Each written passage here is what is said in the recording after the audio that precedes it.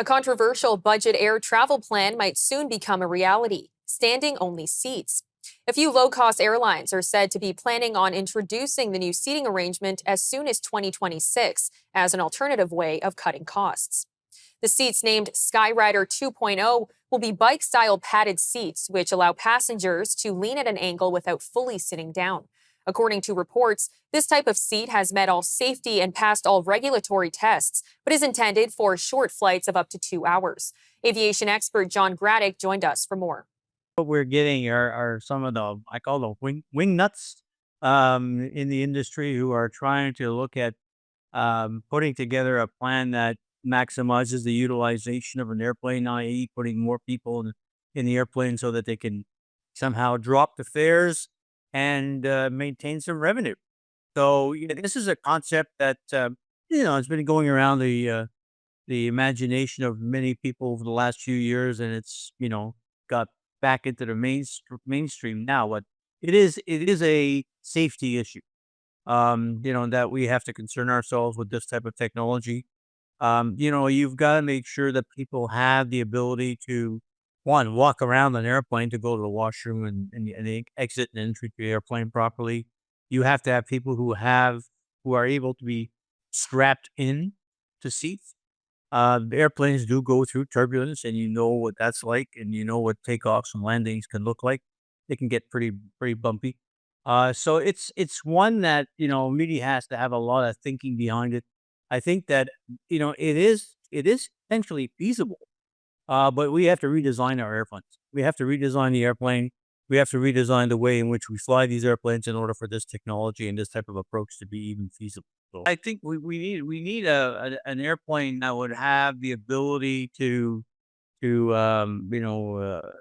allow for entry and exit of an airplane with a lot more capability of moving people onto an airplane. You currently have three or two doors that you use to entry or exit an airplane.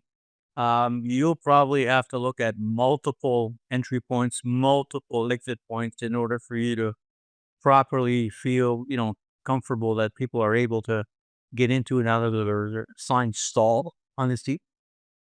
Not a seat anymore, it's a stall. And you have to have, grips, and you have to have strapping in technology.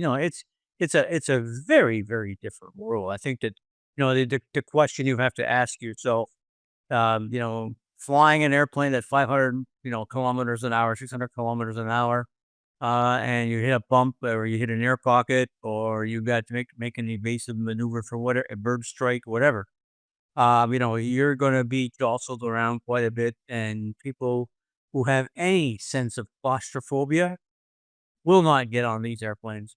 And if you haven't got a sense of claustrophobia now that you don't notice it, you definitely will feel claustrophobic on an airplane with this type of seating configuration. So, yeah, it's psychological, it's technologically different.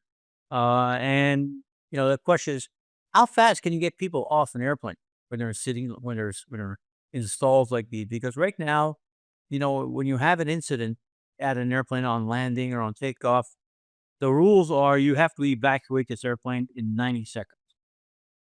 And this could be a challenge in this type of airplane if we have a limited number of seats, or a limited number of stalls, as we call them. So it's going to have to take a wholesale change to the rules, a wholesale change to the way in which we um, certify airplanes with seating that would probably take a bit more time to empty than our regular airplanes today. It's an idea, but as most of these ideas are, when it comes to safety and regulation and passenger protection and the ability to egress and to entry an airplane, this is probably one that's going to sit on the drawing board rather than see any light of day.